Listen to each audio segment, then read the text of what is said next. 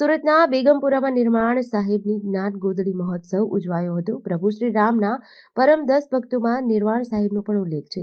નિર્વાણ સાહેબ વિક્રમ સંવત 1537 પછી 33 વર્ષ સુરતમાં રહ્યા. સુરતમાં 33 વર્ષના વસવાટ દરમિયાન તેમણે લોકોને મનોવાંછિત ફળ આપ્યા. વિક્રમ સંવત 1570 પોષ સુદ 11ના દિવસે નિર્વાણ સાહેબ સમાધિ લીધી અને ફૂલ બની ગયા.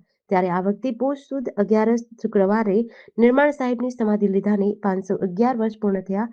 ત્યારે તેમની વસ્તુઓ જાહેરમાં દર્શન માટે મુકાય છે અને હજારોની સંખ્યામાં લોકો અહીં દર્શનાર્થે આવે છે. દર્શન કરવા આવનાર દરેક ભક્તો માટે પ્રસાદીનું આયોજન થયું છે. આ નિર્માણ સાહેબનો આશ્રમ બેગમપુરામાં આવેલો છે, જ્યાં તેઓ 33 વર્ષ રહ્યા હતા અને સનાતન ધર્મની રક્ષા માટે અયોધ્યા કુંભ મેળાથી સુરત આવ્યા હતા. मैं महंत आशुतोष दास, गुरु राम बचन दास, निर्वाणी अखाड़ा सूरत। ये 543 साल पुराना सिद्ध निर्वाण साहब का मंदिर है और निर्वाण साहब जो है यहाँ पे समाधि लिए हैं और जनता के लिए अनेक चमत्कार दिखाते रहते हैं। जो भी भक्त यहाँ आते हैं उनकी मुरादें पूरी होती हैं। देश विदेश से यहाँ भक्त आते रहते हैं।